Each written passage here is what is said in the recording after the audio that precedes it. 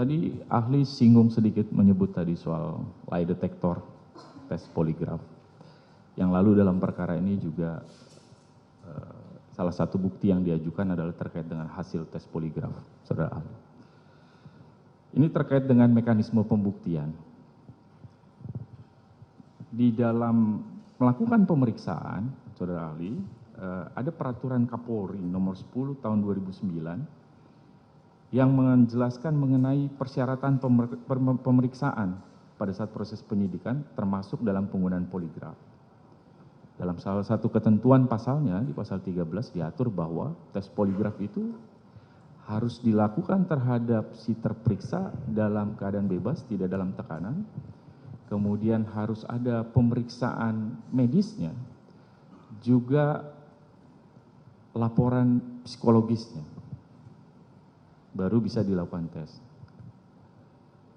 Dari proses itu, apabila proses itu tidak ditaati sesuai dengan ketentuan di peraturan Kapolri nomor 10 tahun 2009, apakah kemudian hasil poligraf bisa digunakan sebagai bukti yang sah untuk membuktikan di pengadilan? Mohon penjelasan dari ahli.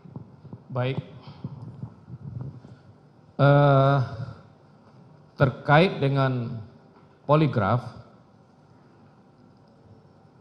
saya kira ini sesuatu aspek yang masih perlu diperdebatkan lebih lanjut. Kenapa demikian? Apakah hasil poligraf itu, merupakan barang bukti atau alat bukti dia? Alat bukti dia. Ada yang menyebut poligraf itu adalah alat bukti, ada yang menyebut sebagai barang bukti. Tapi meskipun demikian, proses penemuan atau proses untuk mendapatkan hasil tes poligraf itu tentu ada aturan yang mengaturnya, yang harus diacu. Ada standar prosedur yang harus diacu. Seperti tadi saudara penasihat hukum menyebut ada Perkap Polri, Perkap Kapolri, yang mengatur tentang dengan cara bagaimana orang diperiksa. Kalau seandainya hasil yang diperoleh itu dengan cara-cara yang bertentangan dengan aturan hukum yang mengaturnya, maka tentu hasilnya itu tidak bisa diterima sebagai bukti. Kenapa demikian? Karena sesuatu yang diperoleh dengan cara-cara yang tidak benar, dengan cara-cara yang melawan hukum, maka itu tidak bisa diposisikan sebagai bukti di dalam perkara tersebut.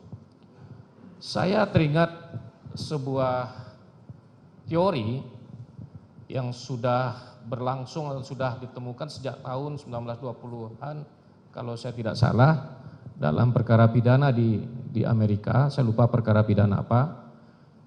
Teori itu adalah teori the fruit poisonous tree, teori buah dari pohon yang beracun. Jadi kalau seandainya pohonnya beracun, apapun yang dihasilkan dari pohon yang beracun itu pasti akan beracun juga. Sehingga dengan demikian, kalau ini kita kaitkan dengan proses penemuan alat bukti, kalau seandainya cara memperoleh alat bukti itu adalah sesuatu yang tidak benar, maka alat bukti itu adalah juga menjadi sesuatu yang tidak benar. Demikian. Boleh dilanjutkan sedikit, Prof. Konsekuensinya apa kalau kemudian itu menjadi alat bukti yang tidak benar dalam konteks mempertimbangkan nanti dalam pemidanaan? Konsekuensinya apa ini dalam? Apakah tetap bisa digunakan atau harus dikesampingkan dari pertimbangan? Kalau itu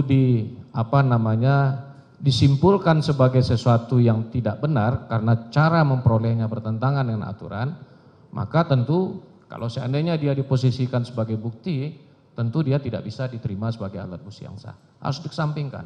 Baik, terima kasih.